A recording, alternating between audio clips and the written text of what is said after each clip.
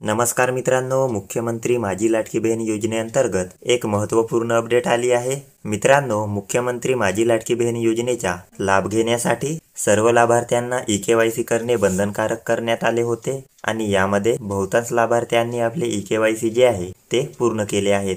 परंतु आणखी काही असे लाभार्थी आहेत ज्यांचे ई-केवायसी आतापर्यंत पूर्ण झालेले नाहीत। तर अशा लाभार्थ्यांना आता सावध व्हायचे आहे, कारण ई-केवायसी करण्याची जी शेवटची तारीख आहे ते आता जाहीर करण्यात आली आहे। आणि ही जी माहिती आहे ते स्वतः महिला व बालविकास मंत्री आदिती तटकरे मॅडम यांनी दिलेली आहे। तर काय आहे ती माहिती तर पहा। मुख्यमंत्री माझी लाडकी बहीण योजनेमध्ये पारदर्शकता येण्यासाठी व लाभार्थ्यांना नियमितपणे आर्थिक लाभ मिळण्यासाठी ई-केवायसी सुविधा उपलब्ध करून देण्यात आली आहे। या प्रक्रियेत अधिक सुसूत्रता आणण्याबाबत आज मंत्रालयात बैठक घेतली।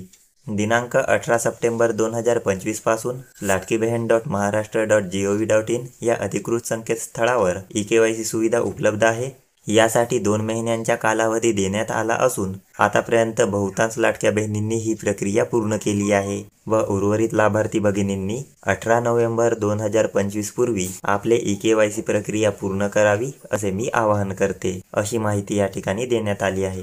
तर ज्यांचे ई-केवायसी आतापर्यंत पूर्ण झालेले नाहीत त्यांनी 18 नोव्हेंबर पर्यंत आपले ई-केवायसी पूर्ण करून घ्या, अन्यथा तुम्हाला या योजनेचा लाभ मिळणार नाही।